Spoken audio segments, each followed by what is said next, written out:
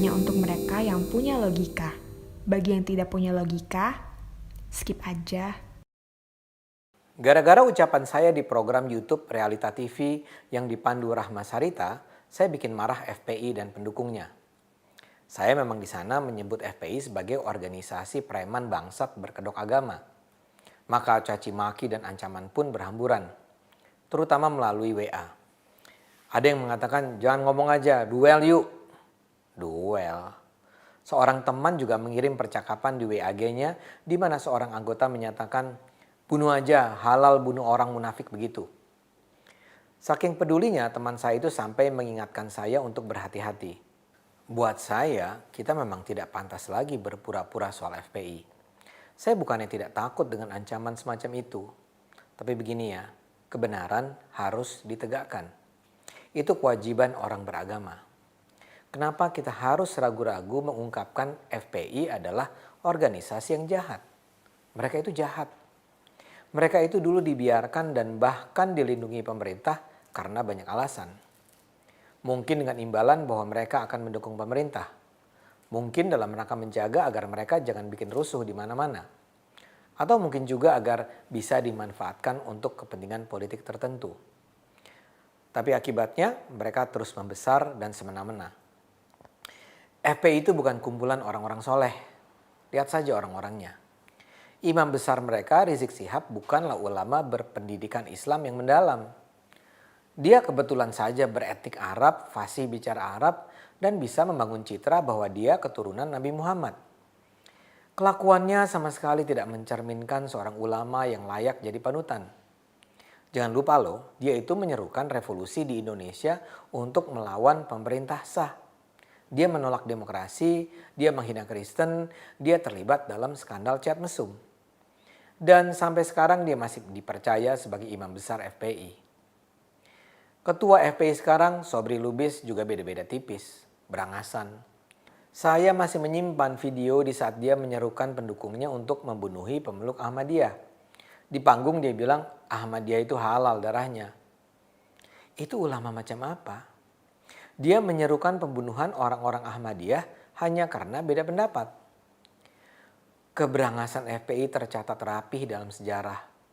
Salah satu gebrakan paling terkenal adalah pada 2008 ketika mereka menyerang aksi damai Aliansi Kebangsaan untuk Kebebasan Beragama dan Berkeyakinan di Monas. Ratusan orang FPI menyerbu dan memukuli para anggota aksi yang bukan saja terdiri dari pria dewasa tapi juga ibu-ibu. 14 orang terluka. Sejak saat itulah nama FPI menjadi semakin mengemuka sebagai kumpulan tukang pukul berjubah agama. Dan citra itu sangat digunakan oleh FPI. Seorang kenalan di sektor hiburan bilang mereka tidak mau berurusan dengan FPI. Kalau FPI datang ya sudah siapkan saja amplop. Biasanya urusan segera selesai. Cerita bagaimana FPI mengancam majalah Playboy juga sangat fenomenal.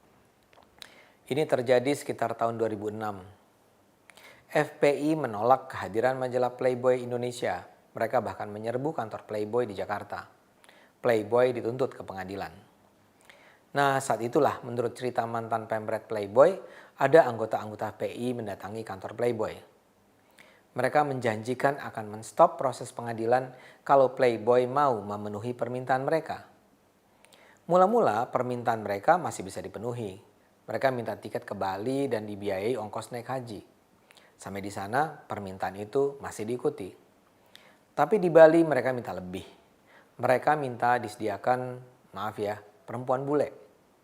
Ketika itulah si pemret menolak sambil bilang, kami bukan germo. Saya percaya itu benar terjadi karena si pemret menyampaikan cerita itu secara publik.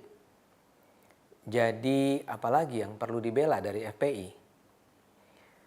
Dan kalau FPI terus berkembang, Indonesia akan menjadi korban. Penelitian SMRC pada pertengahan 2017 misalnya menghasilkan temuan menarik. Penelitian itu menunjukkan semakin suka seseorang pada Rizik, semakin tinggi kecenderungannya untuk mendukung organisasi teroris ISIS. Ini artinya para pendukung Rizik dan karena itu FPI memang punya kecenderungan lebih besar menjadi radikal. Kita tidak perlu berpura-pura lagi mengenai FPI. Sebagian orang mengatakan FPI itu sebenarnya baik, yang jahat adalah para oknum anggota. Buat saya itu omong kosong. Tapi kalau FPI memang ingin menunjukkan bahwa mereka sesungguhnya adalah muslim yang soleh, ya buktikan. Pembuktiannya bukan bikin bakti sosial. Pembuktiannya adalah FPI harus membersihkan diri dari para oknum penyebar kebencian, perpecahan, dan penindasan. Artinya FPI harus memberhentikan Rizik sebagai imam besar. FPI harus memberhentikan Sobri Lubis sebagai ketua. FPI harus memecat para anggota yang suka memeras warga. Mungkinkah itu dilakukan FPI? Saya sih meragukannya. Karena itu selama FPI masih menjadi FPI, kita harus melawan mereka. Kita harus bicara jujur tentang mereka. Kita gunakan akal sehat, kita melawan mereka. Hanya dengan akal sehat, Indonesia akan selamat.